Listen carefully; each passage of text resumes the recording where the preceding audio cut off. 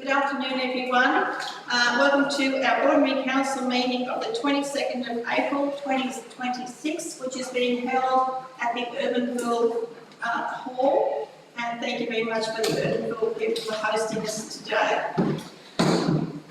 This meeting will be recorded for placement on Council's website and live streamed on Council's YouTube channel for the purposes of broadening knowledge and participation in Council issues and demonstrating Council's commitment to openness and accountability.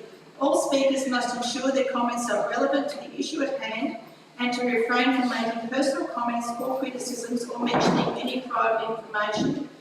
No other persons are permitted to record the meeting unless specifically authorised by Council. Good afternoon, everyone. Welcome to our Ordinary Council meeting of the 22nd pioneers, early settlers and those who fought in the various wars for the fabric of the Tenterfield community we have today. May the words of our mouths and the meditation of our hearts be acceptable in thy sight, O Lord. Amen. Tenterfield Shire Council would like to acknowledge the Ngara, Urbenville, Bunjalung, Leroy, Gidabal and Wallaby people as the traditional custodians of various parts of the Tenterfield Shire and are acknowledged today there on Gidabal land. We do have with apologies, we have a leave of absence request by Councillor Arnold Bancroft, who has medical appointments that he could not alter. All in favour? Carried. Are there any disclosures? Moved by on the east, start on the south. Moved by Councillor Rhodes and seconded by Councillor Bonner. And all in favour? Carried. Are there any disclosures and declarations of interest?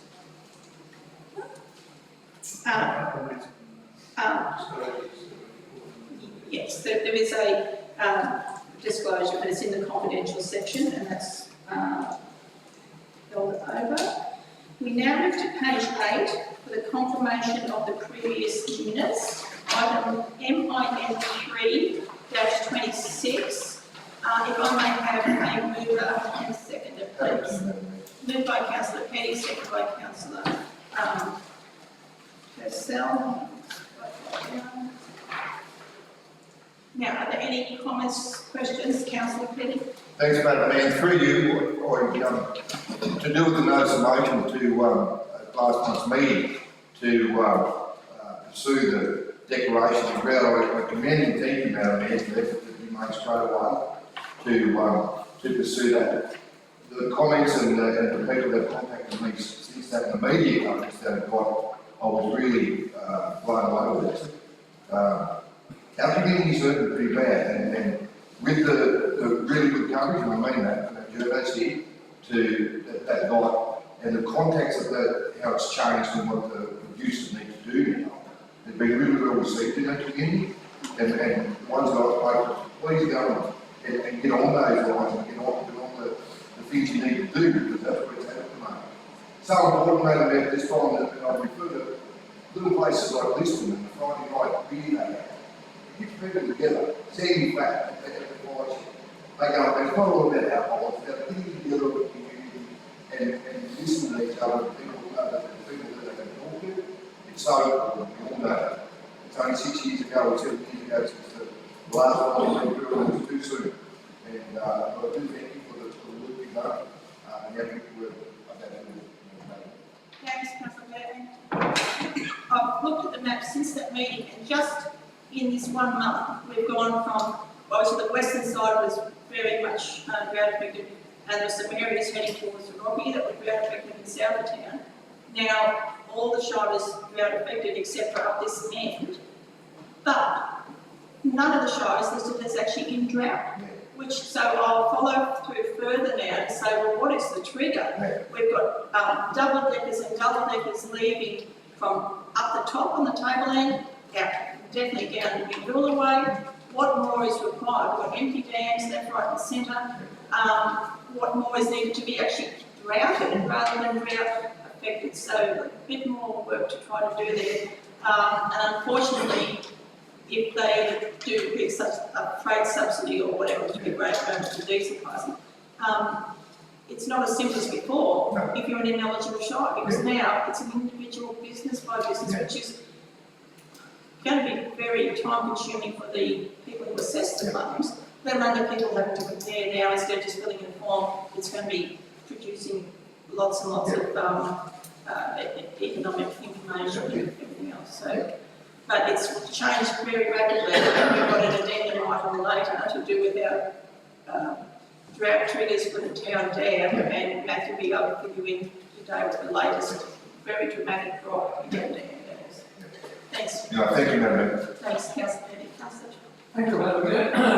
One thing the government can do, or state government, is cut out the red tape. So hard to fill a drought declaration or anything else. The red tape you've got to go through, all the information you've got to go half the time they reject it. I just cannot understand why we get all this red tape. It's very frustrating, Councillor Peters, and we add that to our ongoing advocacy. Thank you. So no further business. All in favour? Carried. Thank you. Tabling of documents. There are two addendum items, one to do with the town dam and one to do with supplementary items of business. Happy to move that. Moved by Councillor Petty, seconded by Councillor Bonner. All in favour to carried. Any urgent, latent supplementary items of business? There is a mayoral minute. That's a staff matter. It's a personnel matter related to the General Manager's contract of employment, and I am requesting that this matter be considered in closed session as the information concerns personnel matters relating to particular individuals in accordance with Section 10A of the Local Government Act 1993. So, don't need a seconder, but all in favour? Carried. Thank you. That'll be added to the confidential. Now, recommendations for items to be considered in confidential section. If I can move and second, I've got the three items now. Moved by Councillor Turner, seconded by Councillor Purcell. All in favour? Carried. We'll move now to our open council reports. The first one being on page 37. Item ECO 9/26, the Tenterfield Chamber of Tourism Industry and Business requested extended operating hours. If I may have a movement second for this one. Councillor Bonner, Councillor Rhodes, thank you. Should be the other way around, sorry, Alison. Councillor Rhodes and Councillor Bonner. And I will hand over to our Director of Corporate Services, Liz Alley. Thank you, Liz. Through you, Madam Mayor. Thank you. So, Council have received a special request from the Tenterfield Information Centre through the TCTIB group to extend their hours. In their contract, it was 3 days per week. They want to extend it to 6 days per week, Monday through to Saturday, with an occasional Sunday marking special events to begin. The reason being for this is that they have been able to get a lot more volunteers that want to be there to help our tourists and the community, and so they need to extend their hours to cater for that. They want to work from 9 to 1 p.m. in the warmer months, which is spring to summer, and 10 to 2 p.m. in the cooler autumn winter months. They have sought support from the Sawati group, who have happily supported them in this application for the extended hours. Over to you, Councillor. Through you, Madam Mayor, is it possible to get the attendance figures for each day? I think it would be probably better patronage if it was Friday, Saturday, Sunday, Monday. So if the figures support that, that's the days that should be happening. I think that's the biggest traffic days. It depends on when they can get the volunteers. Correct. I'm just wondering when you get the figures. So, Councillor Rhodes. Through you, Madam Mayor, Councillor Sawyer. There are some things that I did get in the last meeting, last Monday night, and the figures have increased over the autumn festival weekend. They had 120 people go through on Monday, a few more the next Tuesday. So I'll transfer those through to people. Sunday, if you can find some volunteers that want to work Sunday, they would like to open Sunday, but that's the day they're struggling to find volunteers. So that's a matter of finding some volunteers. In our experience, we find that tourists often don't go looking for us, so they go to do us. So, in that perspective, if There are some things that I did in the last meeting, Monday night, and the figures have increased over the festival season. They have 120 people go to so I'll transfer those through to people. Sunday, so if you do that well, find some volunteers that want to work Sunday, they would like to open Sunday, but that's the day they're struggling to find. tourists will continue this. That's a matter of finding I some. mean, personally, I'd be happy if we extended it from 3 days In our experience, 7 days, we find that and then if it's volunteer. they go to do so, in that perspective, It's not contract to them that they can only open as in so they can the days that that's in the contract, so it's flexible. so there's the only other need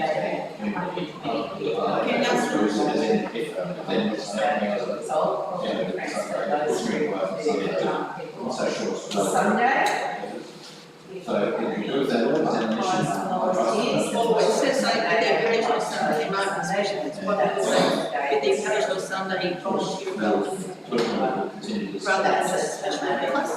And then if they do have the coffee days that we extended it from 3 days, so In our experience, 7 days, and then if it's volunteer. Just send an email to everyone. So Alison, that would be with so that then it's contract, so that we can make another say, so they and then the days that are in the contract, so it's flexible. so there's the only Yes, so to have with the occasional Sunday market and they can begin a meeting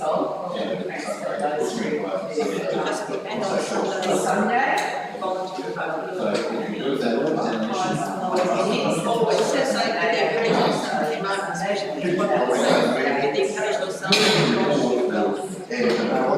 rather than just special days. And then if they do have the coffee days that we extended it to 3 days, so 7 days, and then if it's so Alison would be with the so that then it's contract, so that we can make another say, so they and then the days that are in the contract, so it's flexible. So that would be yes, so to have with the occasional Sunday market and they can begin a meeting and on Sunday, so if you do that well, then find some volunteers. always so say with the occasional Sunday market session, it's what they say, with the occasional Sunday rather than special days. And then if they do have the coffee days that we extended it to 3 days, so 7 days, then if so Alison would be with the so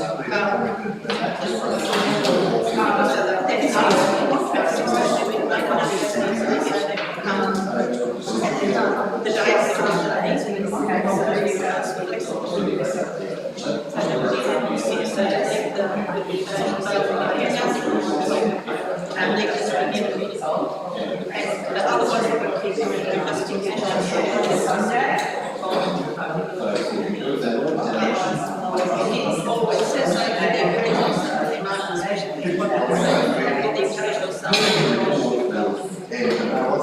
rather than special days.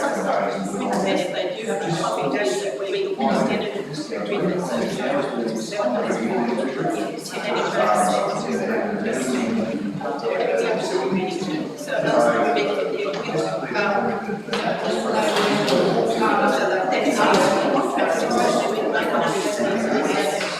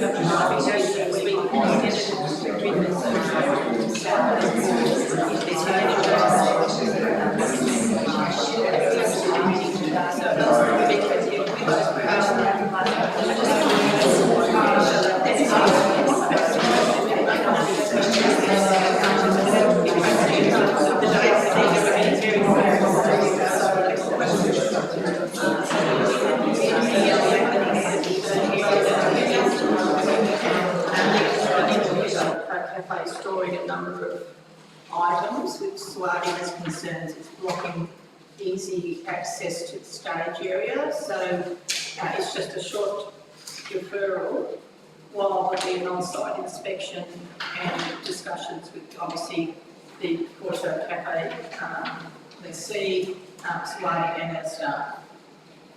Supervisor, that means also going through investigation, what is the market No, the issue is that Swati had raised concerns regarding that issue. You've raised a concern regarding the rent, and Councillor Rhodes has supplied some additional comparative prices as well. So by deferring, that gives us the item will come back to council, and would that include a market? Yes. So, I move thank you. Well, just a question about that, through to the next meeting, to the next, yep. Should that be? In each of the next, you can't promise that we'll try. We'll certainly try. Alright, thank you. Yes. So it's just, if you go down the hallway and you keep going up those stairs, there's an area there.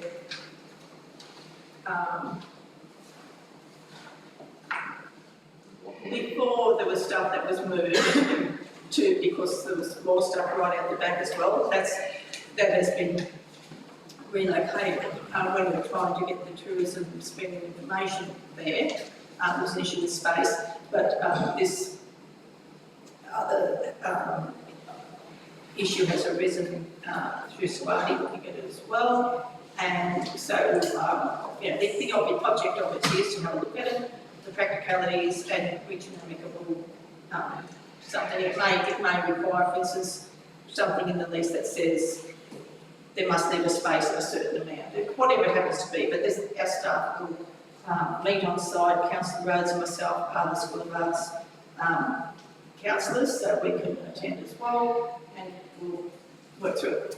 But the cafe had this section all the time, even when somebody put over, the courtyard cafe had this storage area. Now Solana wants to stop it from happening. Through you, Madam Mayor, I can answer that. In the original lease, this was not in there. This area wasn't part of that lease.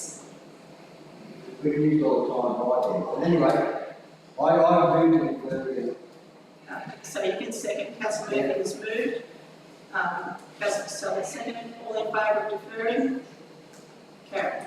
Thank you very much. Now, page 84, item ENV3/26, the Mount Quincy Road private water line. Moved and seconded by this councillor Sawyer, seconded by councillor Connor. And we now hand over to Matthew Francisco, Director of Infrastructure Services and Acting General Manager. Through you, Madam Mayor, I take the report as being read. This is a subsequent report to my report at the last council meeting, where I was responding to a series of questions raised by a representative of the users of the Mount Lindsay Road private water main. At that time, I was unable to answer their point 4 in their letter. I've since received advice from our Manager of Planning and Development, which I have incorporated into this report, which discussed the requirements for submission of development applications for various structures. The users of the Lindsay Road private water line were asking for exemption from the DO requirements, which the council is not able to give on a limited basis. Each development application will need to be assessed as to whether it's exempt or need to be assessed by council officers. So that's the background to that. This first recommendation is in light of the situation with these users and the impending closure of this line. I thought it was reasonable to waive the disconnection fee up until July 1st, 2027, so that if users did wish to disconnect, they wouldn't get an additional financial cost to do that. If there's any questions, I'm happy to respond. Councillor Murphy. Thank you, Madam Mayor. I'd like to move amendment number 2. After the word advises that I make that A, is the latest one. And B, I think there should be a statement from council that under no circumstances will council agree to take ownership of the line, because this group is making a determined bid to have us own that private line. We're not intending to do so. I think there should be a council resolution saying that. So I'd like to move under B, under no circumstances will council agree to take ownership of the line. Do you have a second for that? Councillor Costello, seconding. Any further discussion from councillors? Just regarding.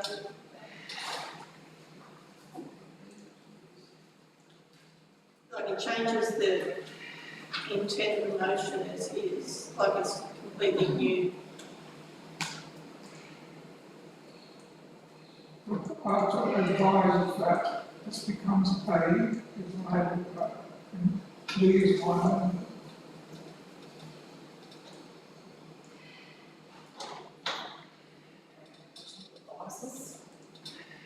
It advises that, and from there on is A, is enabled penalty on its merits.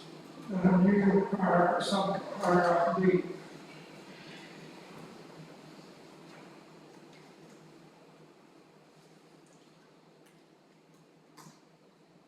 Under those circumstances, will council agree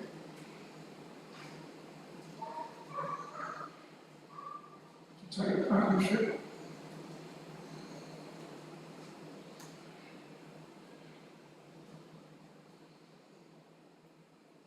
of the line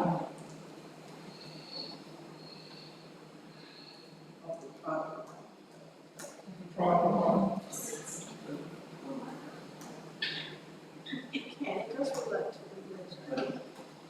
said, Just for clarity purposes only, when you say under no circumstances, that's a big statement in that what if they decided they had to pay 5 times their water rates? You know, or like there could be an amount of money paid by those consumers where council goes, oh, all right, well, that's going to cover everything. So under no circumstances, doesn't allow for any change. if that arises, we can change it. In the meantime, they need to have a clear message that they're not going to convince council to take ownership of the line at our expense. Councillor Murphy, would it be better to have that council reaffirms its position that the line should be disconnected as per the resolution on the 25th of March? They're lobbying the council to take ownership of the line, even if they get grant funding to replace the line. I can't see that happening. This is a private matter. The grant funds are not available to subsidise taxpayer rate. However, through the mayor, Councillor Murphy, if the, do this correctly, there's so many circumstances that if this group were to grab funding and grant funding and could pay for the line and cover all costs, then that would be a circumstance where we might accept the line. So, all I'm saying is, to broadly say there's no circumstances, and I support where you're going with this, I know what you mean, but I think it's a very big statement that might be hard to get over. So, can I just say, could your amendment perhaps read, council reaffirms its decision to disconnect the line and to not take ownership of the private water line? That's fine. That's right. So instead of under that, so the council reaffirms the decision to disconnect the private line and to not take ownership of the private line. Water line, sorry, it should be water line. And could I also suggest after A, if that then becomes C, after A, where it says unable to provide exemptions, so we put there advisors, residents of the exemption for, is it rural? For rural sheds. Exemption from, the exemption from DA for rural sheds to 200 square metres, due up to 200 square metres area. So that lets them know that, see, what they wanted was to have a full DA exemption if they want to put up a shed to catch water. So this is to say, no, it's all going to be on an individual basis, except for the fact that if you're building a rural shed, less than 200 square metres or up to 200 square metres, you don't need to put in a DA, and they may not realise that. So this is just to let them know that they actually don't need a DA for that. And then C will become that we reaffirm our decision. Yes. Madam Mayor, can I just confirm with you, B, advises residents of the exemption, develop applications For rural sheds up to 200 square metres. So I'm working for,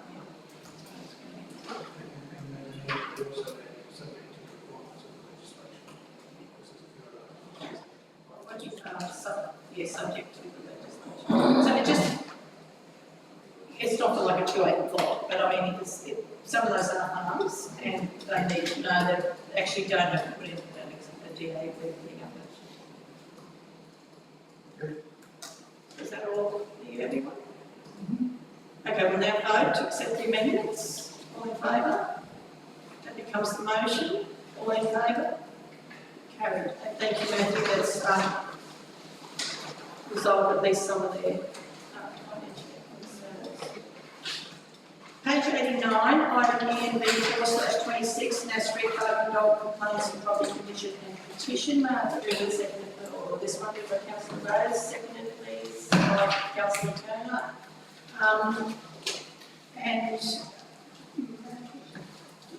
Through you, Madam Mayor, I'll take the report as being read. This is, because this is a fairly contentious topic, we've received a lot of comment from the nearby neighbours and members of the public.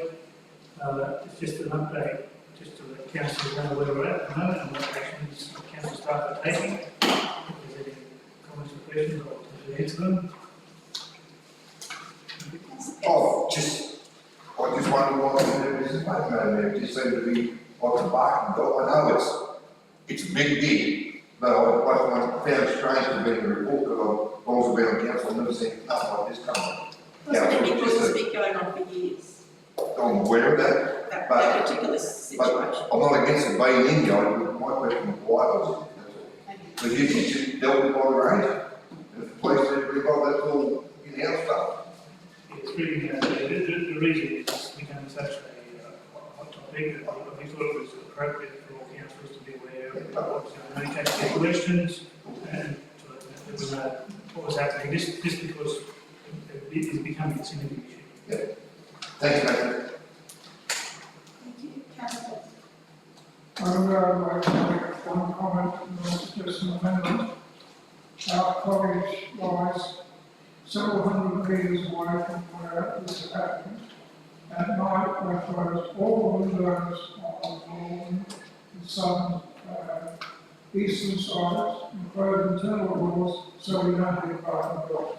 That's how bad it is. So you imagine you're next door or 50 metres away. And there are dogs that bark all day, and there are dogs that bark all the way. So it's really been affecting the mental health of those people. We're not affected this, I suppose, and that just shows the intensity of it. I'd like to suggest that you may be the council one, notes all that. Number two, very importantly, advises all those who have signed the petition of actions undertaken. Because they want to hear that from council. So we note one, the actions undertaken, and B, Number two, advises all those who have signed the petition of actions undertaken by council.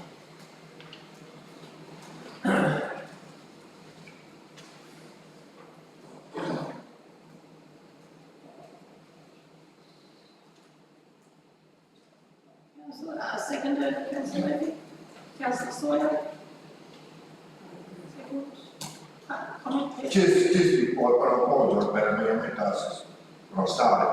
On page 91, to do with the council implications, to do with the barking dog letters and 12 noise agreement, Matt, and the 12 noise monitoring sheets, I understand all that. Why within the 1 month period, is that the standard? It seems to be a long time. 3 MPs, that's the standard that we use for trying to deal with these complaints. Thank you. Excuse me, Alison. Actions, plural. Not just actions. Actions. Actions undertaken. I understand, I'm just fixing it. Just take my foot number 3.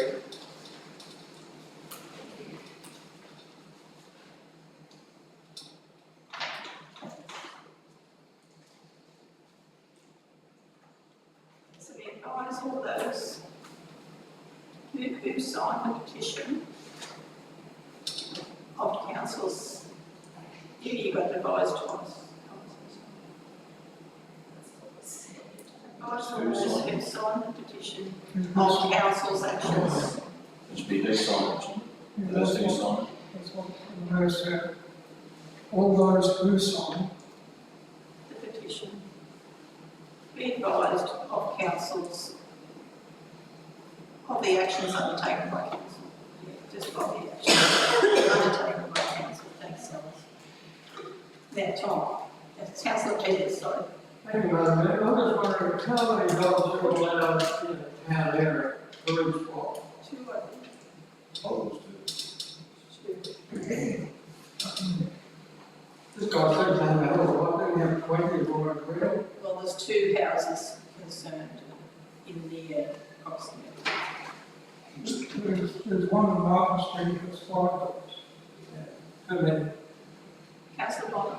Madam Mayor, I'm really interested to know what the capacity of council to do something, where we stand in the way of action that we are able to take in this, either the ranger can confiscate animals or what can we do what's the action the council can control? We looked at two different places, both have dog issues. One, the dogs keep roaming the streets and there's excess dogs. The other, not only were they constantly barking dogs, the house, the yard was in such a state of repair that there were rats and vermin coming to the neighbours. And so this was the two different places here. There was an issue in one place of a dog being kept in a small cage for months and months, so that's really an RSPCA issue, but in this case, council did get additional support from the New South Wales Housing Corporation as well, who have provided a direction to the tenant to clean and maintain the premises. But there was an issue with the other place with the barking of the dog in contacting the person, so they've been now contacted by the some of the, what's the impounding dogs this week? So there's a variety of actions that can be taken, so the action can be taken about barking dogs, and that's what the law is required for. One is the dog is constantly escaping, the nuisance order can be placed on the owner of the animals for that as well. Obviously, if there's a cruelty matter, that can be dealt with as well. But they're the main ones that I think apply in this particular case. In response to that, the ranger will has got the right to take an animal once those steps have been completed, or where they are. It's normally dealt with initially by these nuisance orders, etc. And then after that, then the animals can be taken away. That's obviously the last resort. It's not something we do carefully, but it's a process. Councillor Bissell. Can the owner of these animals be involved in cruelty? They should be that way. So that was about 6 weeks ago, the issue of this dog being in a cage for months. And I did, the lady who advised me, I advised her to contact the RSPCA straight away. It's very distressing. Anyway, that's where we're at. So all in favour of the Barry? Now, go to your addendum item. The one on the dams, because it's also an ENV. ENV 5/26, water restrictions for the area supplied by Tenterfield Dam, moved and seconded by Councillor Penny, seconded by Councillor Sawyer.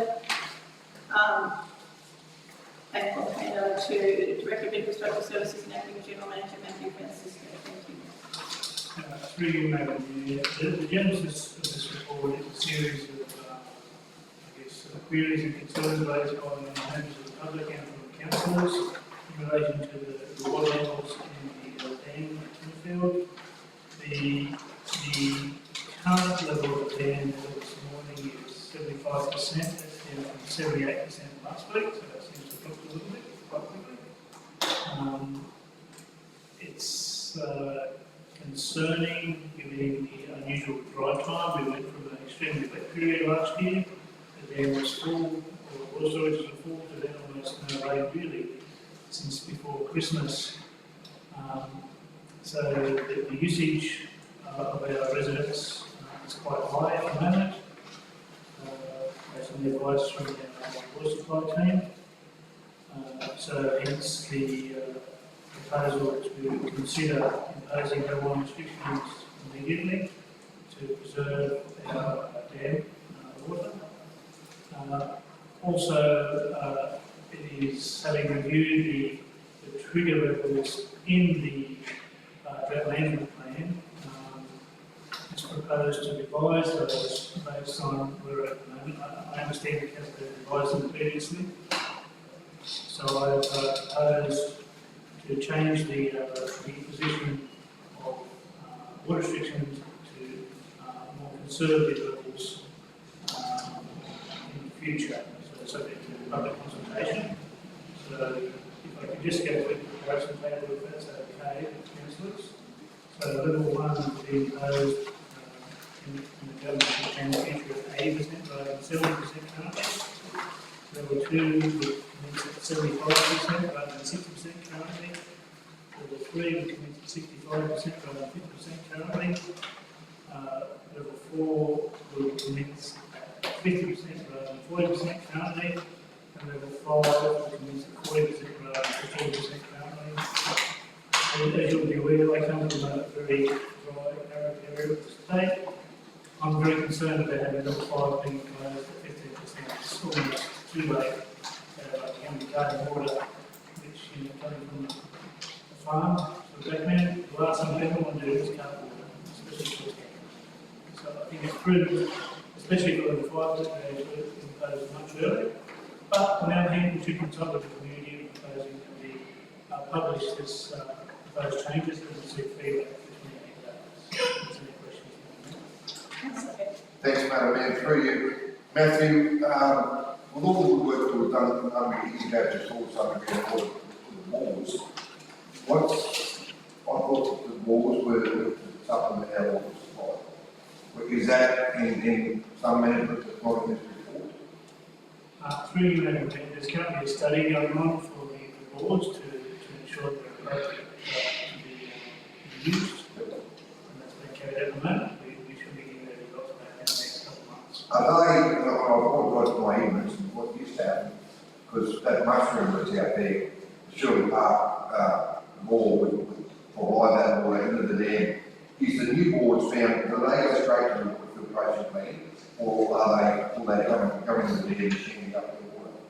Through you, Madam Mayor, now we've got a 500,000 litre steel tank just at the back of Oh, yeah. the water treatment plant. And so there's a manifold system for all the bores to pump into that, and then from there it can take it straight into the plant and sharing with the dam water at various percentages.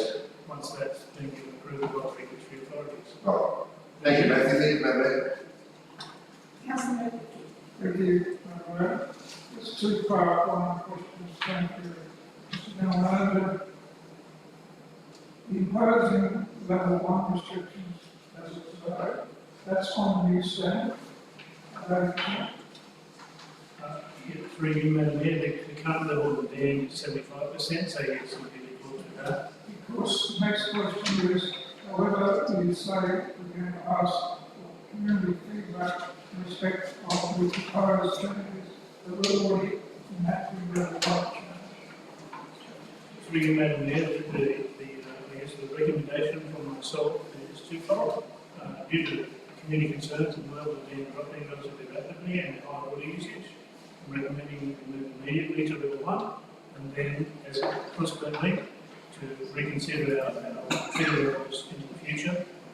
I'd just like to make a suggestion, but totally agree with one, proposed restrictions and perhaps change, seek community feedback on trigger levels for levels 2 to 5. We've already made a decision with respect to 1, because if we say we're going to consult the community also at level 1, we've already enacted it. And I'd say they won't consult.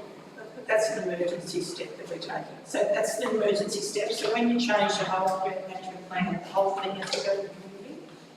So by Matthew suggesting that we bring an emergency ruling to take us down to level 1 restrictions now, that's a separate issue to the actual grant management plan going out for community consultation. So, and that level 1 recommendation is because of the dramatic drop in a very short time. So they're two really separate things, you just need to separate them. I'd like to propose number 1 imposes as a matter of emergency. Without freaking people out. Or urgency. There's got to be a justification for basically jumping the gun for something. So, as a matter of urgency, imposes as a matter of urgency. You could put in response to the increasing level dropping of the dam, something like that. We don't want to, You know what I mean? We don't know. Yeah, it's private level. I think, Madam Mayor, what we could say is, in light of the higher water usage and the Vast declining capacity. and the declining capacity of the dam, or significant water will drop in the dam, it's prudent to bring these in order to preserve the resource further into the future. You want to suggest the word, Mr. Chairman? So it imposes level 1 water restrictions on the area supplied by Tenterfield Dam in 26 in response to high water usage and declining dam levels. Which currently would be below 70% for the next council meeting.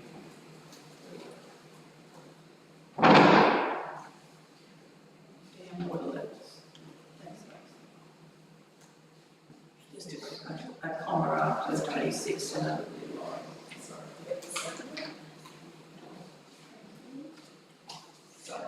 I'll move it. you move on, Councillor Murphy, seconded. Councillor Peters. Okay, all in favour of the amendment? Oh, sorry. Oh, sorry, who's next? Sorry, Councillor Sawyer. Thank you, Madam Mayor. Through you, I'd like to commend and thank that this team for bringing this report forward. It's very timely because a number of residents of Tenterfield approach me and say, when are you going to introduce more restrictions? Full support. And look, because I did raise it with Matty, because I drive past that thing every day, and I was really concerned that our first trigger is 70%. Cleanliness is on a constant level 1 restriction. And then to know that level 5 goes from level 4, 40%, level 5, 15% makes no sense at all. So thank you very much for doing everything so quickly in response to the feedback. Further comments, questions? No? Okay, all in favour? Okay.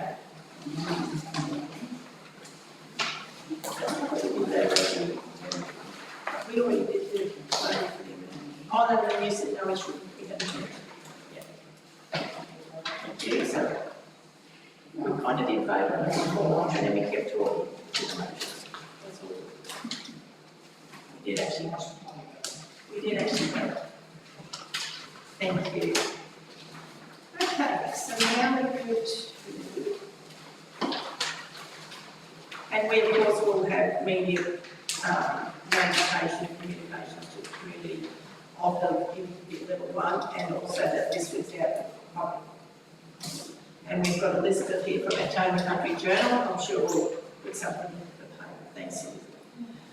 Item GOB 37/26, which is on page 93, the Audit Risk and Improvement Committee meeting minutes of the 10th of December 2025. Move and second to this one, please. Move on. Councillor Rose, second. Councillor Peters, thank you. And Liz, are you doing this one for me? Yeah, thank you.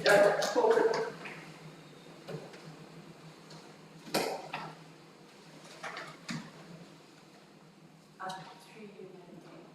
I'll just take the report as read. These are just the minutes from the last round in December. Sorry, in December. Questions, Councillor Murphy? Thank you, Madam Mayor. As the council observer for Audit Risk and Improvement Committee, I would like to advise councillors of serious concerns that I have about the conduct of our meetings. Number 1, without reason being given, I was excluded from the beginning of the meeting for 25 minutes. In this regard, it's important to know there were no minutes taken for those 25 minutes, so neither you nor I know what happened. Secondly, in reading the minutes, they vary significantly from what I report of that meeting. I therefore want to propose 2 amendments. So notice that signed minutes exception becomes number 1. Number 2, I would like to propose council advises Eric that the council observer should not be excluded from any part of an ARIC meeting. I'm there to observe and to relate back to council what actually happened. I can hardly do that if I'm excluded for 25 minutes. I can see no justification for that. Thanks, Councillor Murphy, and I think upon inquiry, it hasn't happened before. Normally that's a new thing. It happened since time came, it was usually 10 or 15 minutes. But I was not only excluded, the government's officer is supposed to be there to take minutes. She was excluded with me from the first time. So I think it's quite improper for the committee to exclude the council's representative who's there to observe the report. So I'm happy to contact the chair and ask why that's happening, because it was not common practice before. I don't know that it never happened all the time I was on as observer, and you can certainly follow that up with the chair, because it would need to be a very good reason why that's the case. So it's still like, propose that now. I've got the third one as well. You've got Ms. Allison. Advises Eric that the council observer Oh, it's there. should not be excluded from any part of an ARIC meeting. I think that needs to be adjusted to include the government.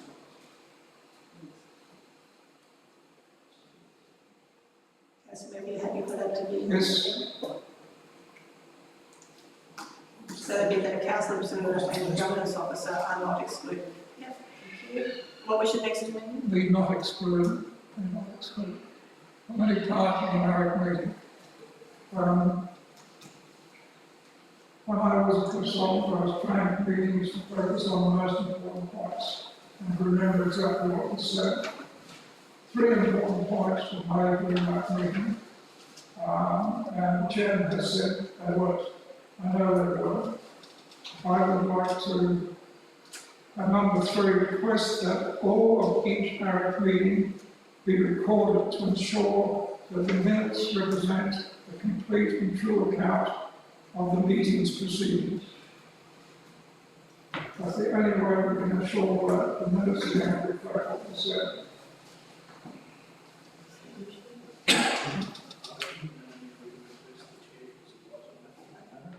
Can we amend that to request ARIC chair advice on recording of ARIC meetings? I disagree with requesting advice. I've already seen that he has written minutes which do not reflect what happened. And I think that's serious. And I'm just saying request that all of each ARIC meeting be recorded to ensure that the minutes represent a complete and true account of the meeting proceedings. I've already seen that happen. Unless the amendment, just interrupting, unless the amendment adjusts to the line that you're going to ask feedback from the chair on voting against that amendment. So I would vote against it as well, sorry. it needs to be tidied up. We can't dictate to have. They make advice and recommendations.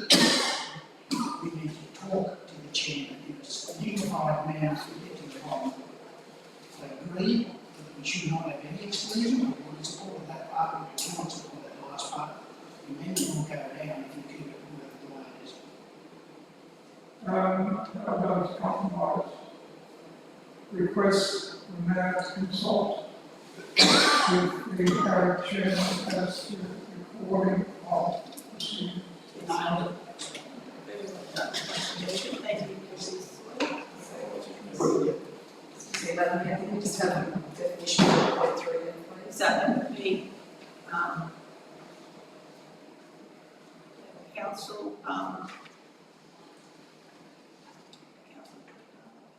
Yes, mayor. requests the mayor to consult with the ARIC chair regarding recording of proceedings.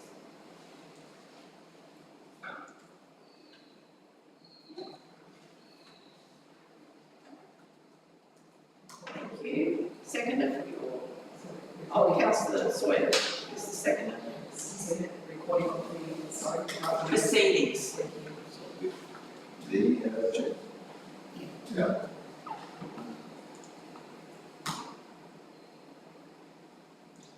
That's the, so that's Tony Khan. Yeah. So second by councillor Sawyer. Things of the meeting procedures. Yeah, meeting proceedings. Or the ARIC meeting, I don't meeting, so it's not the ARIC meeting system. Can I suggest take out the, it's of ARIC meeting procedures, so it's multiple meetings. It's, So all in favour of the amendment? Against? That's the motion, all in favour?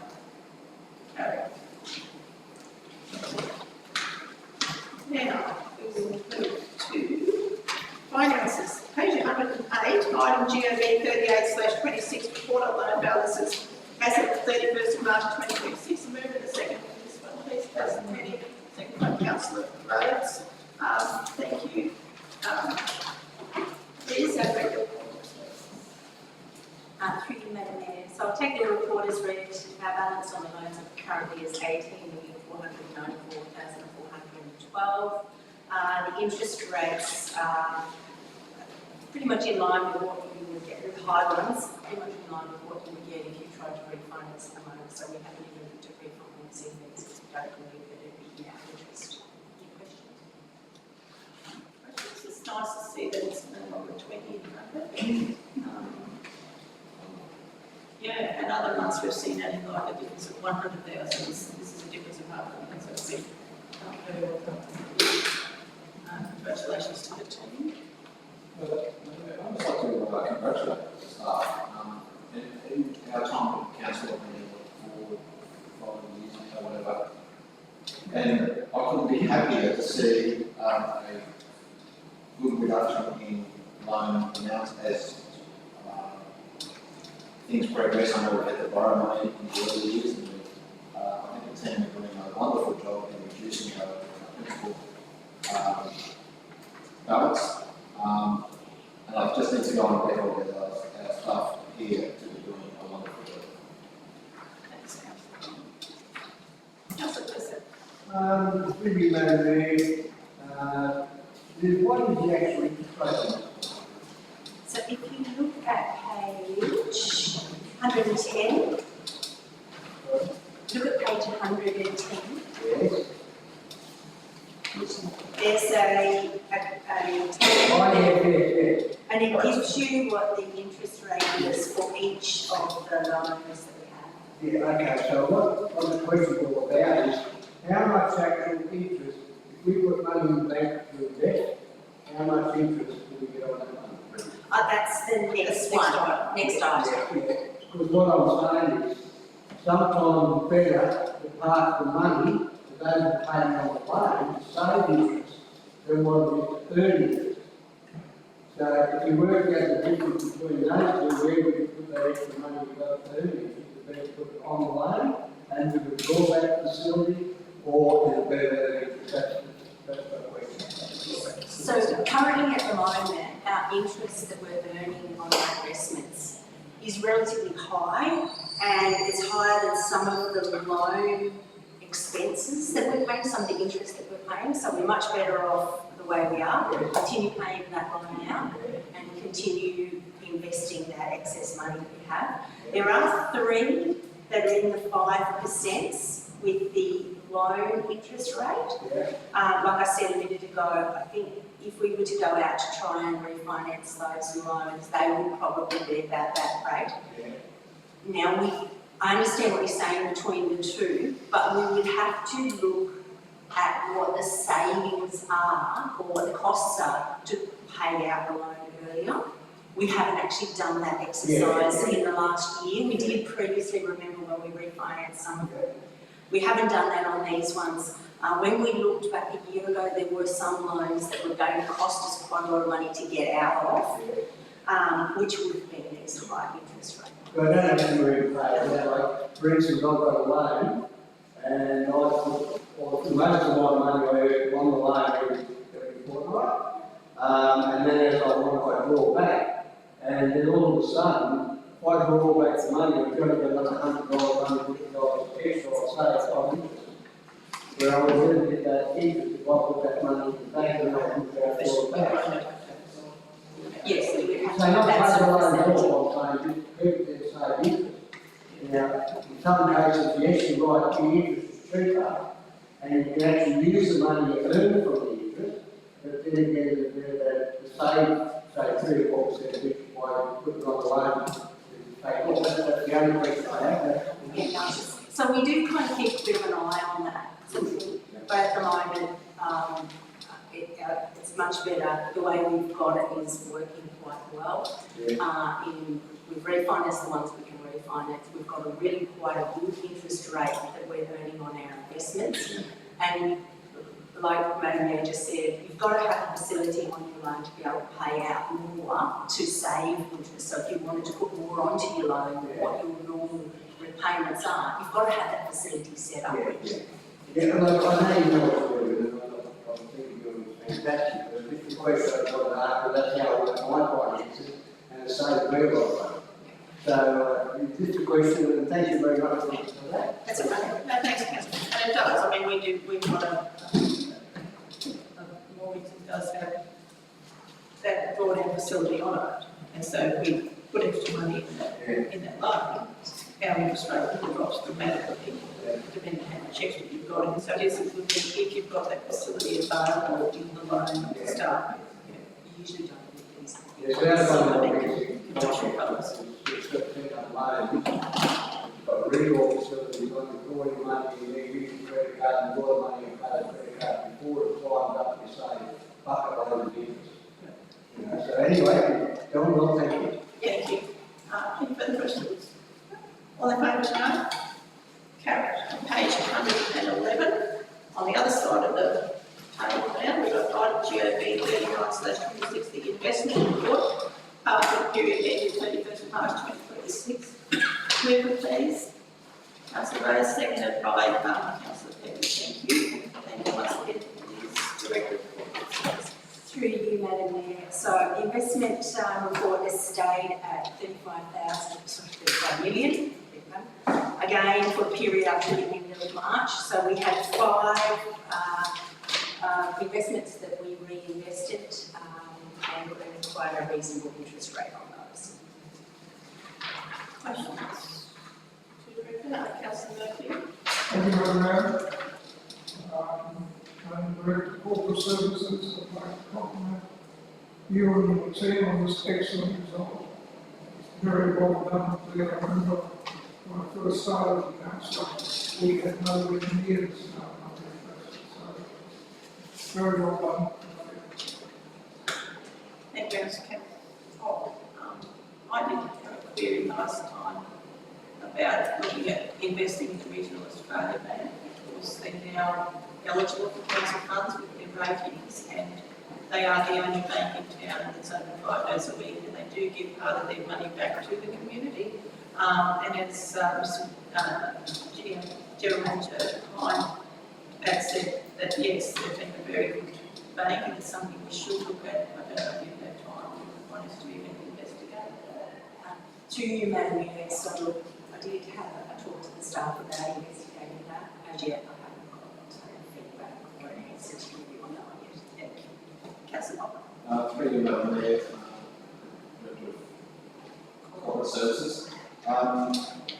Is there going to have any assumption as to how long we can maintain these investments? So that money is obviously due to be spent on things going forward. How do you see the total investment proceeding in the next few years? To you, Madam Mayor, good question. This month that we're currently in now, our investments is going to drop because we are going to start spending a lot more of that as funds, the grant funds that we've got in our bank account. And that will gradually start to, the investment will gradually start to slide as the infrastructure team spends more and more of that money. So my belief is we've maxed out what we can invest at the moment, and we've maxed out the interest that we can get. It is going to start going back down, unfortunately. But we try and keep as much in there as a plan. The finance team work fairly closely with the infrastructure team to work out when they think they're going to spend that money. So every opportunity we can be putting And then it goes without saying that with the ebbs and flows of council finances, we would hope that what put the money there in the first case may happen again in the following season, but we don't know what the state government's going to do to the grant fund, obviously. But I would hope as a councillor that the excellent work that's been done, hopefully will, ebbs and flows will top it up again, or at least a reasonable. I'd like to say the following maxed out. Except that most of that's disaster money, so we're not really that hopeful for disaster. Oh, we don't want it. No. So, But other types of grants certainly, but not, yes. all disaster. Well, it seems that the excellent investments that's been done over the last couple of years, certainly here particularly, has weakened the need for an SRP in the short term. So I think on behalf of all the councils, I think this is absolutely excellent. So here, that 2.5 years of investment has made an enormous difference. Councillor White, thank you, and Councillor Murphy as well for highlighting that. Councillor Purcell. I can just one more question,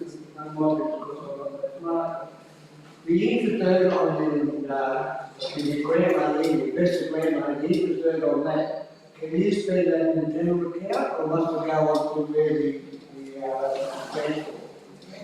through you, Madam Mayor, yeah, that has to be kept separate and spent as the grant fund deed said you have to spend it. So we can't spend it on whatever we want to, unfortunately.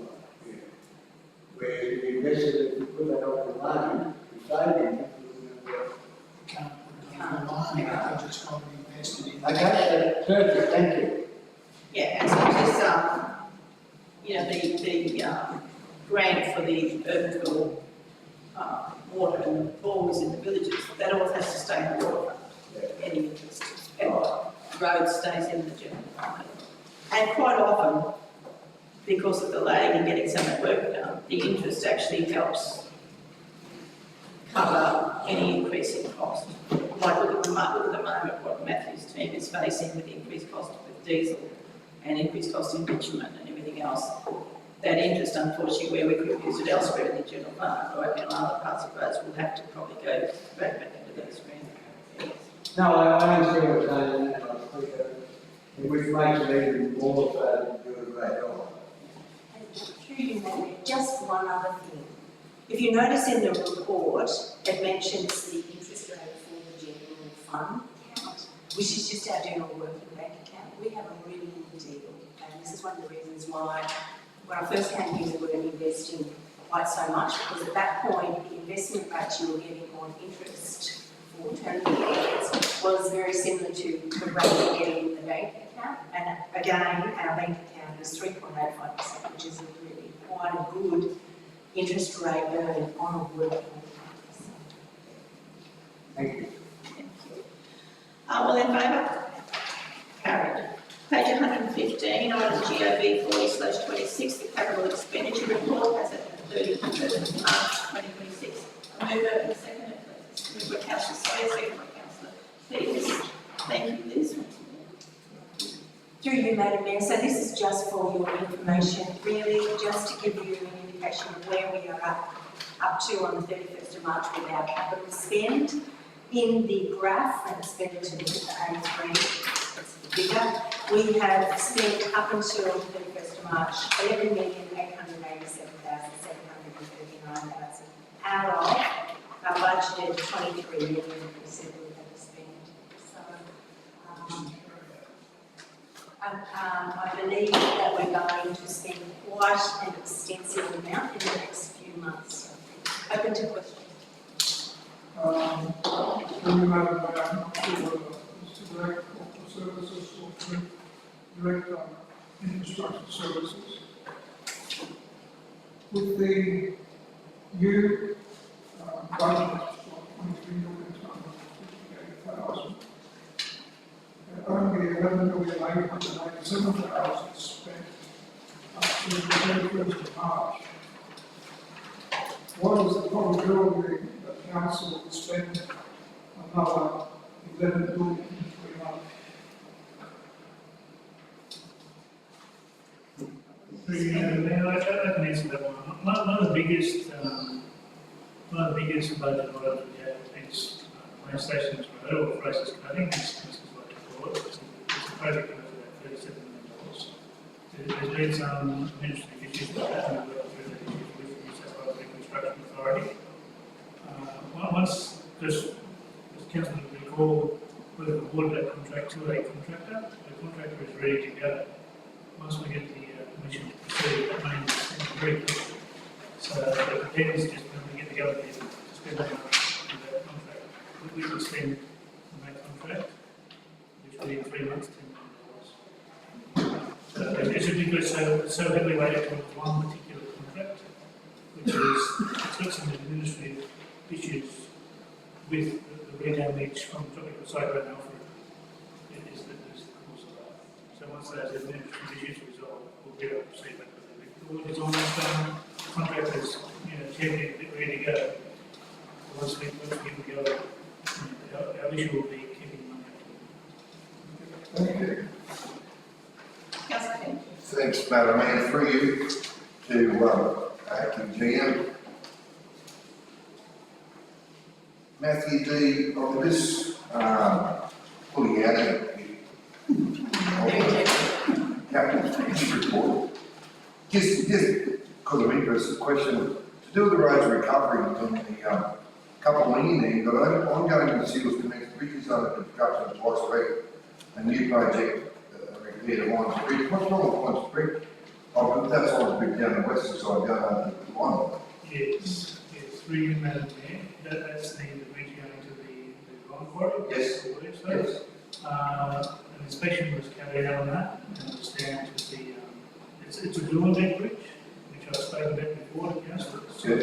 There's actually design issues with those from Yeah. our first design, and because of the nature of the operation using that particular bridge, being Wine Quarry, the beams, the timber sections of the dual deck. So as you recall, the dual deck segment is made of two Euclid timber girders and a concrete topping on that. Oh, okay. Put two of those together. Yep.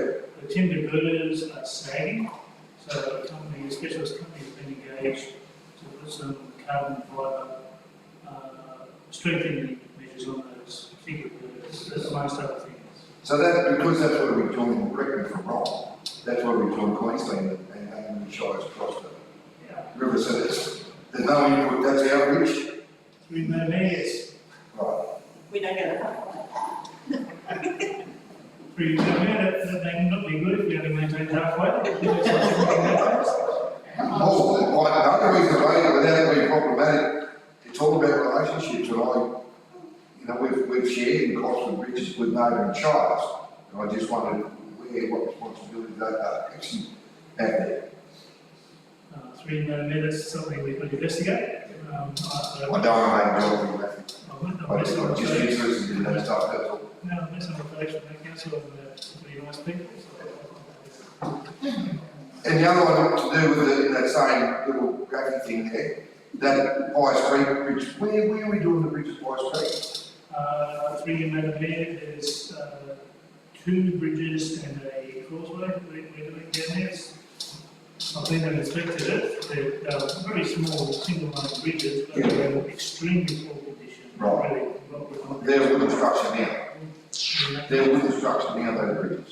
You know, yes, they are wooden structures currently, and they're extremely poor condition. And they're very cheaply when they were constructed. Yep. Obviously due to budget constraints of the council at the time. Yep. And they really do need to be replaced, otherwise there will be significant consequences with the bridge failure. So they're on the gravel section. Through the next seven goals. Right. Thank you.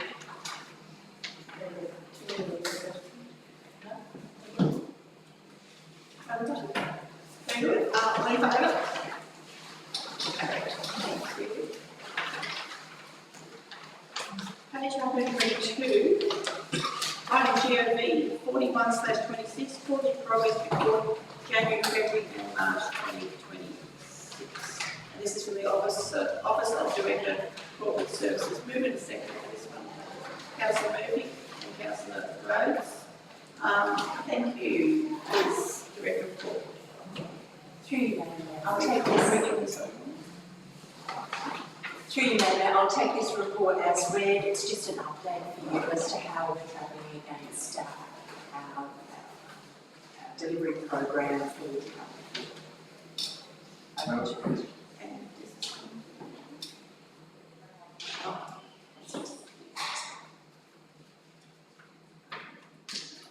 Oh, sorry, yes, thank you. Sorry, Councillor Petty, sorry, just to get this out.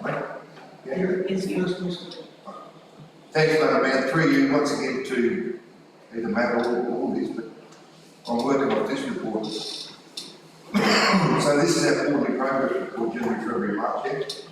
I'm just referring to on page 151, where we're really important position of the wheels officer, current vacant. We're out there advertising that now. Through you, Madam Mayor, we had the presentation done by the Rouse County Council. That's a workshop. I apologise for that. Sorry. So the members from the staff from Rouse County Council. Yep. Very good You referred to Rouse, isn't it?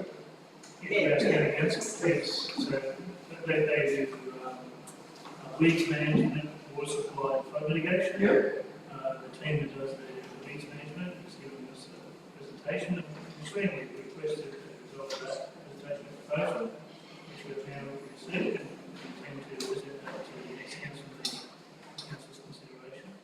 So we're going to change it when we do this. We may not help the council, how we wish to go. We've got a proposal from the Rouse County Council now, so we'll discuss that. Yep. About the decision for council to make. Obviously, it's a very big decision for council, it's quite strategic. Yep. And we're considering carefully. I pay a lot of attention to you, Madam Mayor, always good, because to have one of these officers at 7,300 square kilometres of car, while they're moving the voice around, they're not going to happen. So it's always something that I watch a lot and wish you well, if there's any other way that we can make it work, because not only going into the previous week, I don't know if they could. I'll get this issue quickly and I apologise for missing that. So there's an advantage, which we looked at called the New England one. Yes. So we didn't go there. Of being part of the group, because they have people who do all the reporting and stuff that used to drive our rules office. And they said that they would look at employing a local person if we were to go down that route. And of course they can then second that person to help with something that's happening elsewhere, so that we can get people to do something happening here. So we wouldn't have to be part of, like there are set councils that are part of their water thing, but they do external work for other councils that are part of the water area. Yeah, so there's those different arms, so we would just, it'd be a fee for service type. Basically. I think this is three, Madam, I think this is the second report. But meantime, since you raised these, have we actually got someone working on that plan now? Because 2 months after the resignation of our weeds officer, there was no work done, something that was having fortnightly work done up until now with grant funds. I apologise, Madam, I thought they'd be on. Yeah, but our weeds officer was doing some of it, and he was also coordinating to get the dogs up and other stuff. Three, I think it's the advice on that. We do have staff that can do things temporarily. Yeah. Which is the job of that team, under our military, etc. So I will check whether it's being done. I would be surprised We would be really concerned if it wasn't, because we've been given grant funds to do that work. And they've done several years of it now. Yeah. And if you suddenly stop for what's now 3 months. Yeah. And there's a big impost on the landowners there because they can't sell any stock without hauling and feeding in the yard for 3 days, etc. So if that weed was to get away, So, Madam, you're referring to the signs down on Bellevue Road and all the shops. all the shops, yeah. DPI, I just thought DPI. No, the Run the whole show. DPI, no, our weeds office, council received a certain amount of money for our weeds office to be doing work there as well. Okay.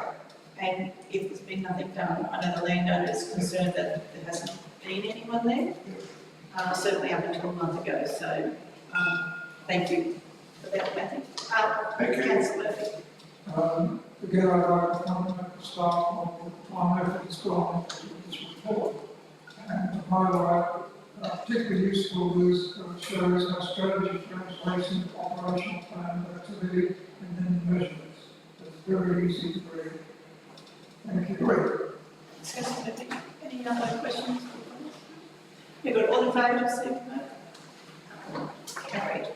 Now, page 180, so this is item GOV 42/26, with some information also in that addendum on item GOV 50/26. Move it a second, please. Move it, Councillor Rhodes, seconder, Councillor Turner. Thank you, Liz, Director of Corporate Services.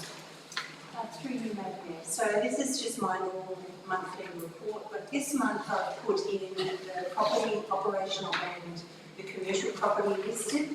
That came from a query that came to the previous council meeting. That has then created some questions which are in your extra item GOV 5026. Where we've tried to answer some of those queries regarding the land. So, I'm going to question Councillor Murphy. Again, very well done. Madam Director for Services. Page 180, bottom line, total cash and investments of 31 March 2026, 68,457,992. Again, I would say, contrary to those naysayers who say that council that one figure there shows that we've got a solid balance sheet. And as to how, under current standards, set up, operating deficit is calculated. You can have an operating deficit if you exclude things like contributions and grant funding. I think that our council is in much better shape than I led to believe, and I'm very pleased with that. Thank you.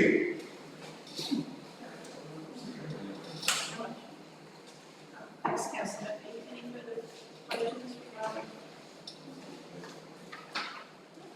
Okay, all in favour of receiving and noting? Carried.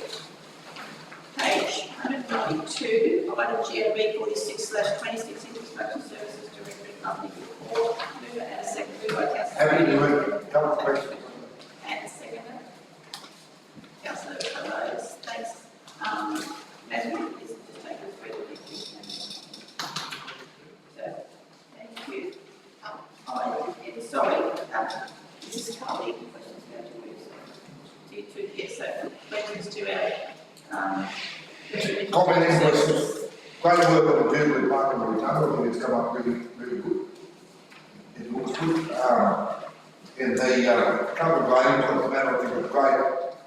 The wonderful life of lead, a few roads, roll roads, rating units, much appreciated. And it's not all different things are tough.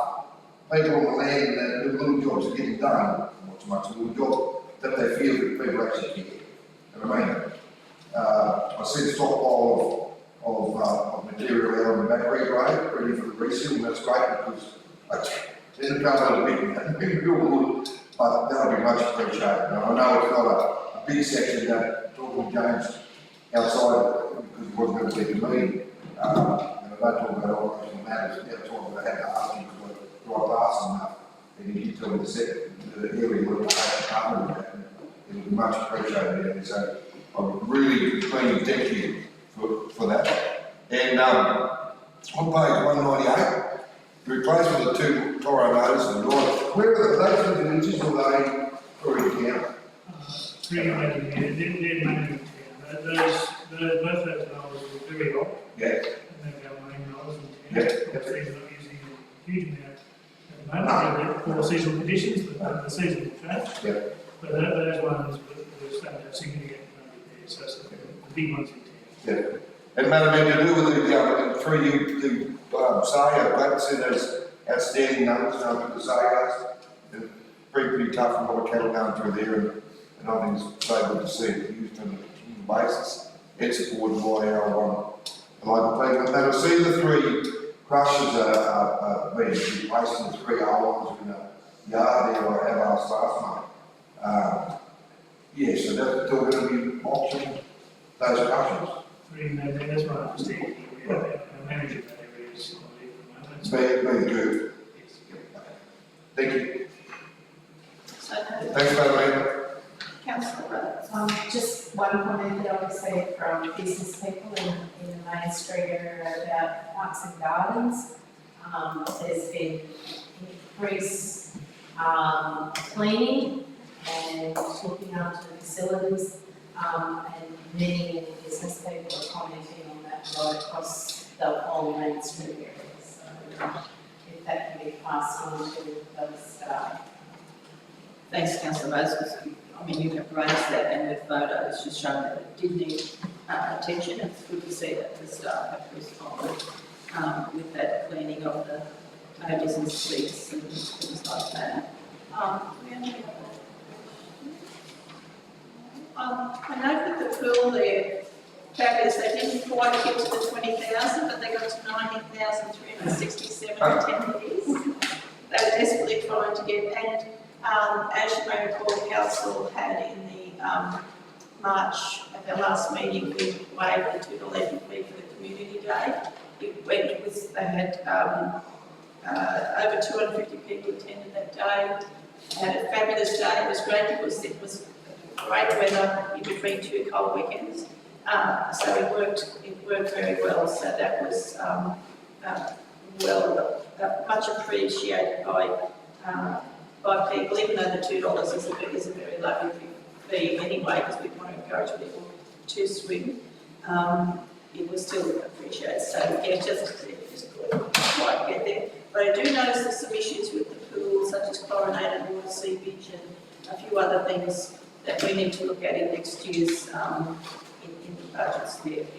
The other thing I was just querying, we were talking on the way about this road disaster works. I mean, anywhere recommend to have that done yet? You're having issues with transport adjusting the funds because of the additional cyclone damage. Well, through Madam Mayor, so we now deal with Transport New South Wales. And more now changed from New South Wales Reconstruction Authority, so obviously that process will take a little bit of time.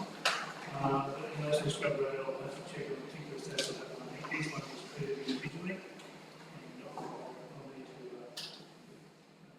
give you some time for that. I'll respond. We have been very patient.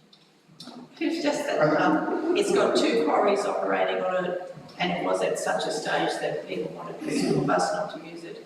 Actually, with the quarries shut down, people were actually driving on the road verge in the grass to get around the big potholes.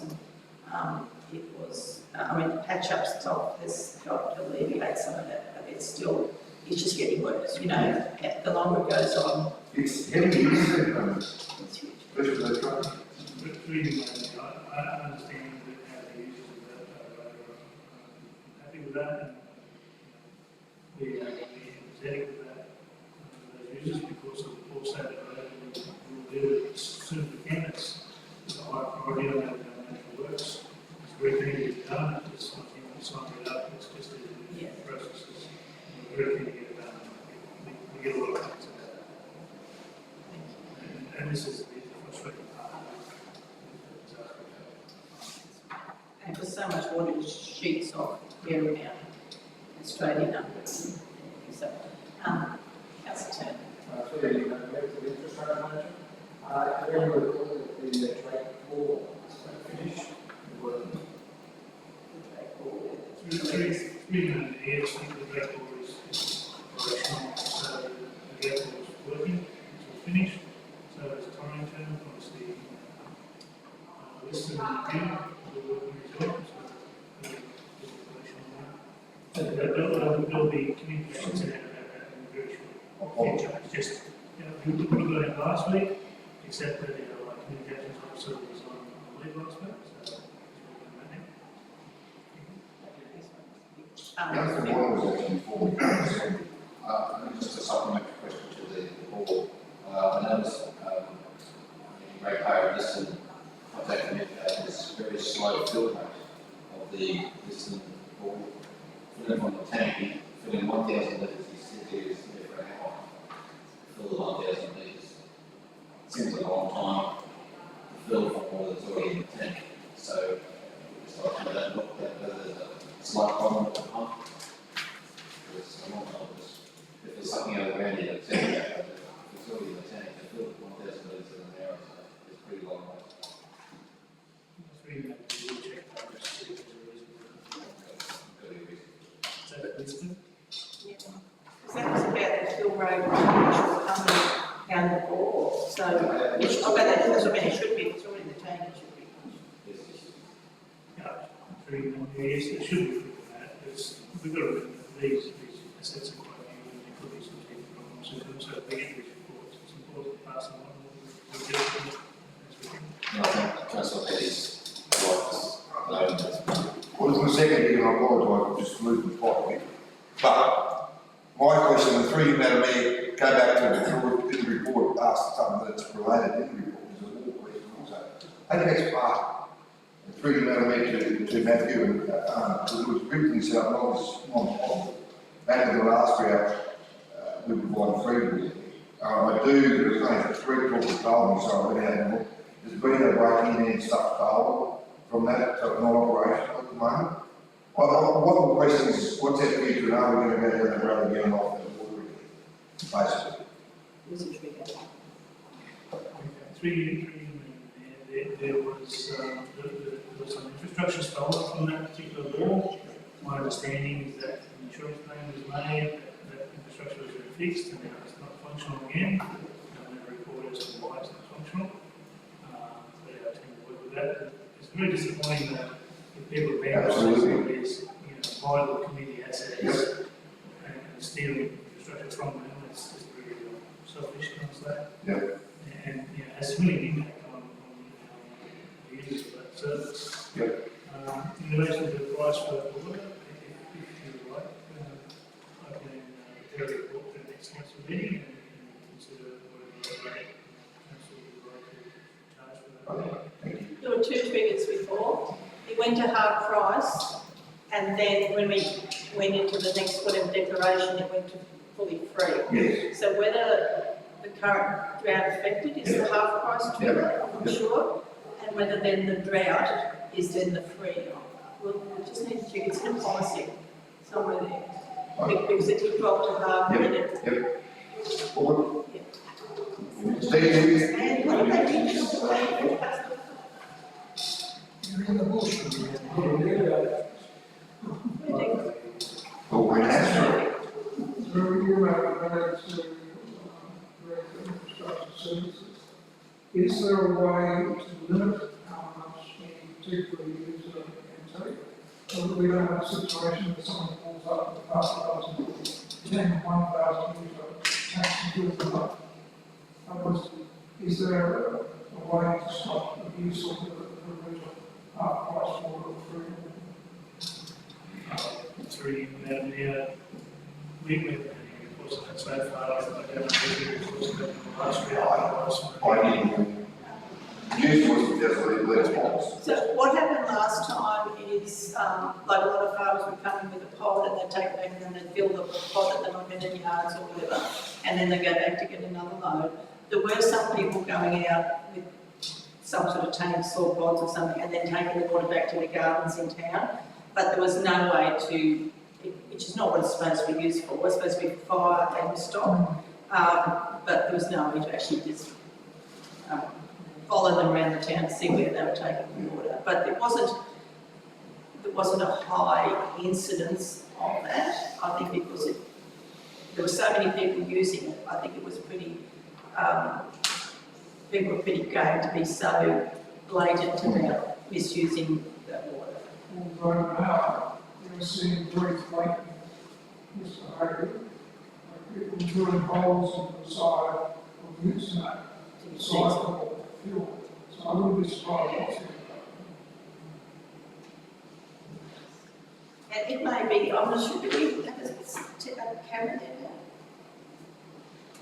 now? Through you, Madam Mayor, I still have to check.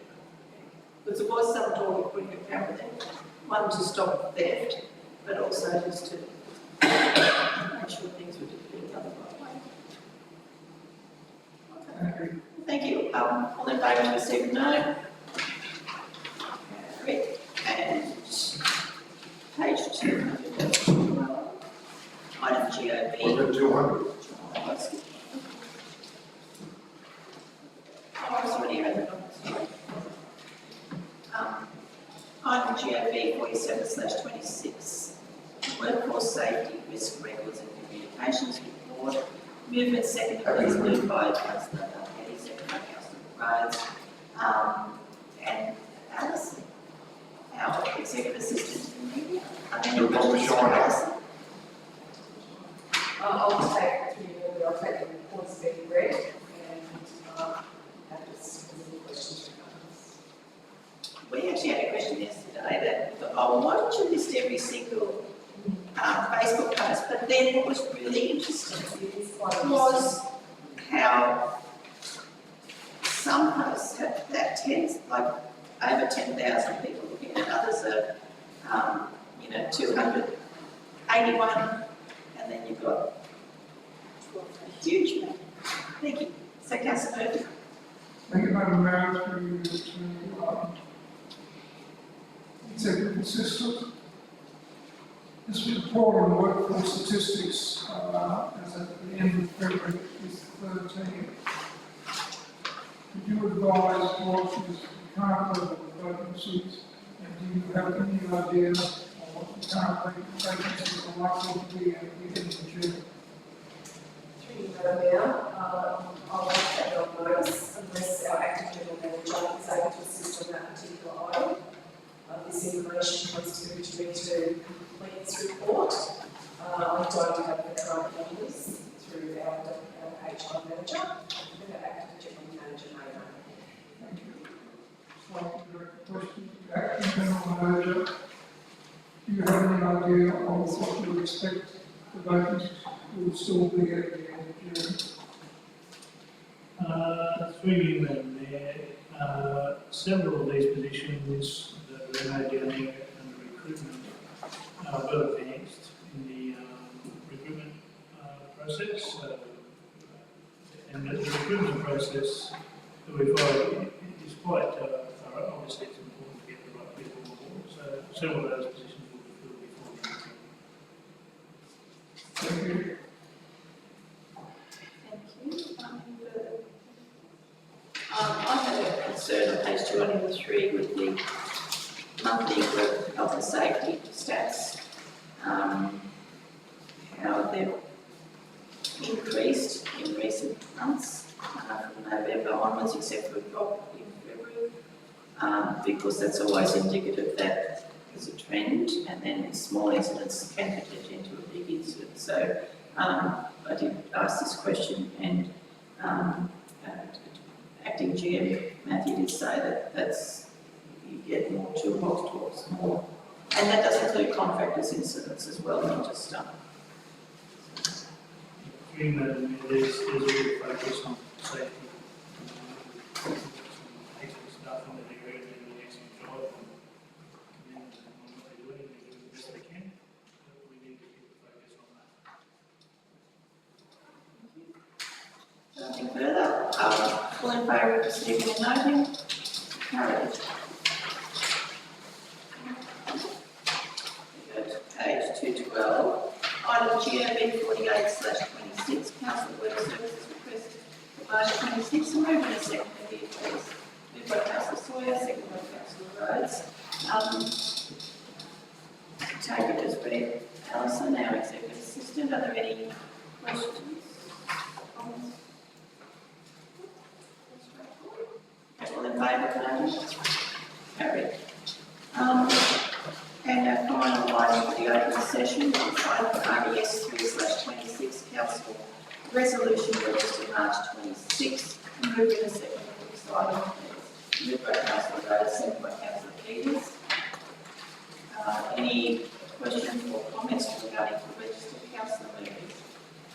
I didn't notice it, missed it, but expressions of interest for councillors Clarence Street.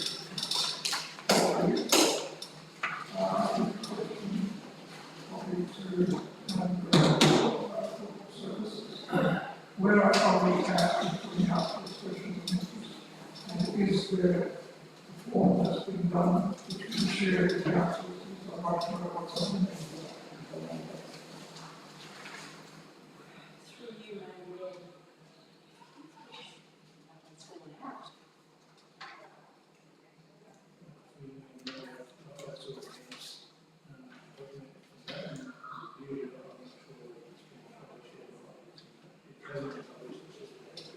Can I take it on notice? I'm pretty sure it's gone out for expression of interest. Just haven't revisited it for a couple of weeks. Oh, it's where we have an expression of interest for the Clarence Street land also taken. By request of council to see a copy, but otherwise, people walking up to us and saying, what's this expression of interest about, we know what it is. And actually, wording it. Thanks, councillor. Sorry. Sorry. Can't read it. No, that's right. Because that was just the last councillor. I just noticed that I need to look at this, but on page 224, it's not just over mine from years ago, the rename 30 Creek Road, that listed was taken a certain mile line, which it should be, and it still is, most of the land is only 30 Creek Road for a very short distance. There is a motion here which appeals with council, appeals the rejection received from geographical lands board code. Have we received any information regarding that since April 24? We have to send us more information back to explain the historical context of why it should never been changed in the first place. That's really meant to be that the council will supply that Okay, so that's a job.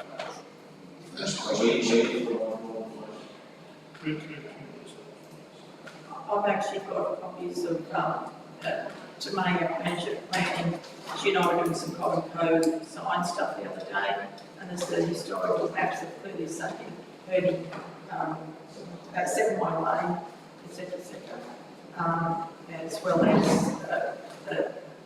Councillor Tim, I think you might be going to get some statements from them. Yeah, one is inside, unfortunately. But it appears when you go onto the government mapping website, it's only Bendigo Creek Road until the stop road. And then from then on, it's marked 7 Mile Lane, so it seems illogical to me. And relative to that road, it's only about 300 metres where the lane is on the 7 That's on the mapping software. It was just a certain engineer suddenly changed it with no consultation. And you talk about going down Creek Road all the time. The number of the little and also it's what this council dealing with is a trivial note, but it means a fair bit to the locals when this is happening. I think this has been going on long enough for one person's point of view to change it, and we've been trying to change it back since that day. So I think as long as none of us spend enormous amount of resources on this, it would be a good thing to do this. It's really meant to be, start out, because it has to be changed, as previously reported, those requests were refused. So if we just present council staff with more background information that they can pass on to the geographic naming board and hopefully get a positive response this time.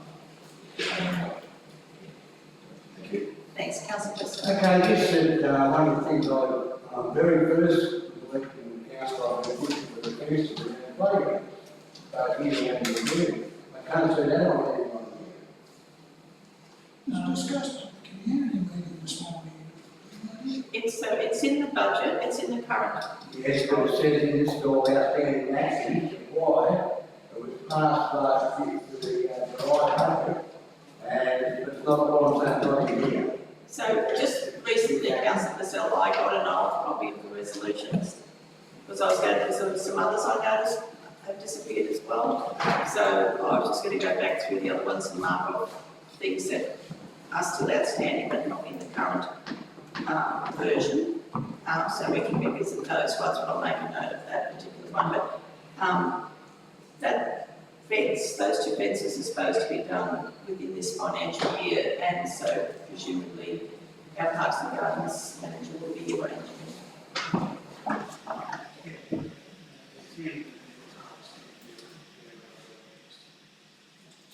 Thank you very much. Very good. Nothing further. All in favour of receiving and noting, carried. So that completes our open section. If I can have a mover and a seconder to suspend standing orders, moved by Councillor Purcell, seconded by Councillor Rose. All in favour? So we'll have a short break and we'll stop the recording, and if you want to grab a quick drink or something, so we have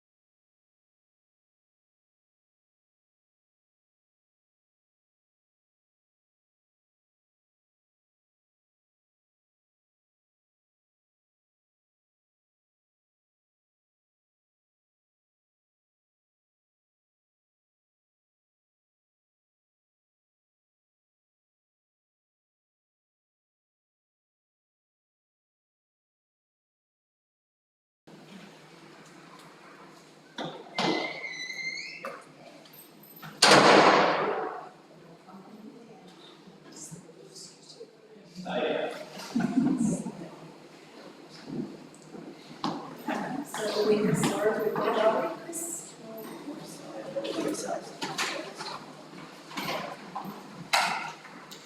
So do we need a secretary moved by Councillor Key, seconded by Councillor Murphy? Okay. We're good to go.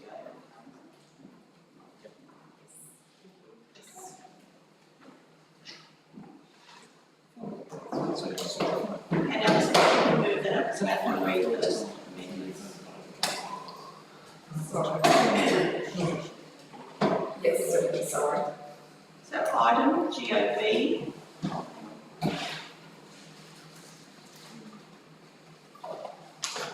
I'll just have to minimise that for you, so you can see.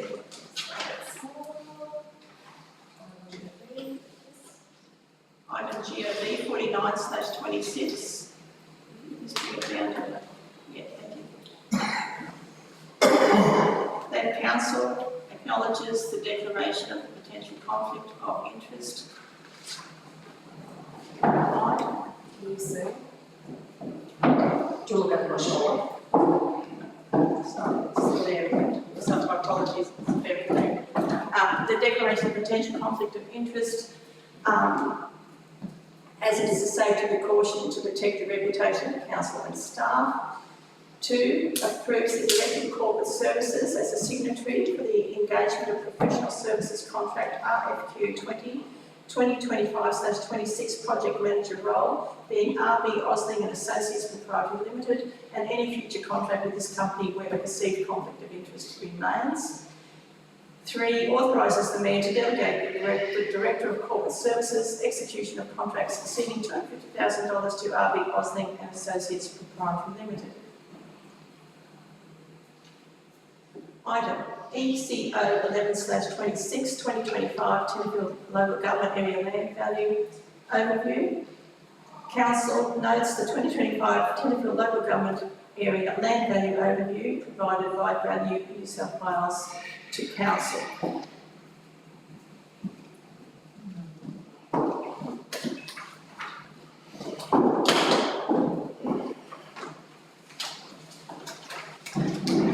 In the item of the confidential bearer minute, personnel matter related to the General Manager's contract of employment. The Council notes the confidential correspondence from Mr. Hein Bassett, General Manager, to Councillor Bronwyn Pinkley, Mayor, dated the 21st of April 2026, and accepts his resignation as General Manager of Tenterfield Shire Council with effect on and from the 5th of June 2026. Council conveys its thanks to Mr. Bassett for his leadership and achievements, which have included overseeing the financial controls of disaster grants during his period of employment, finalisation of the establishment of the facility community use licence for the Tenterfield Chamber of Tourism, Industry and Business for the operation of Sir Henry Parkes Memorial School of Arts Foyer as the Tenterfield Information Centre, establishment of the facility committed use licence for the School of Arts Incorporated Swati to manage the day-to-day operations of the Sir Henry Parkes Memorial School of Arts Museum, Theatre and Cinema.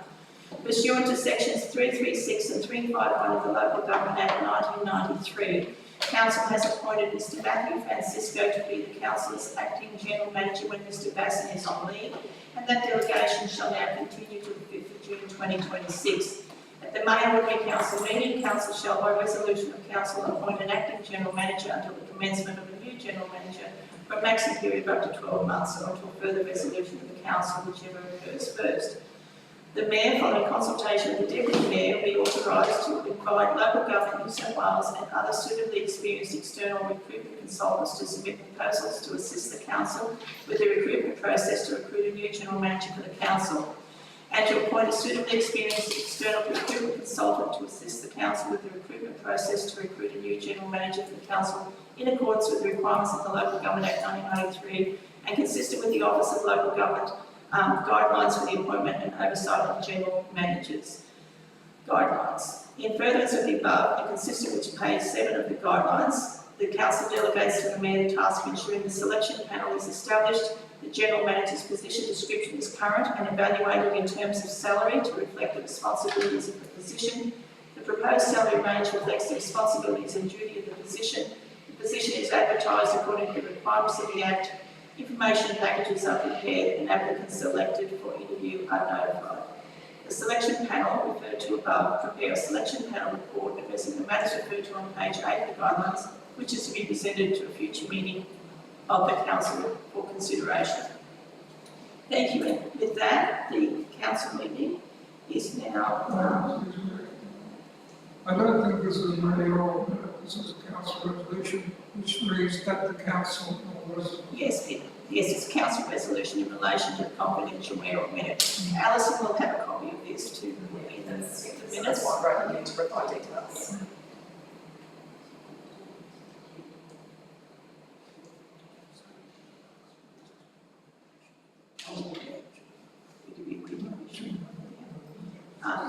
So with that, the council meeting is closed. It's 6 minutes past 4. Thank you very much, everyone, for your attendance, and travel safely, please.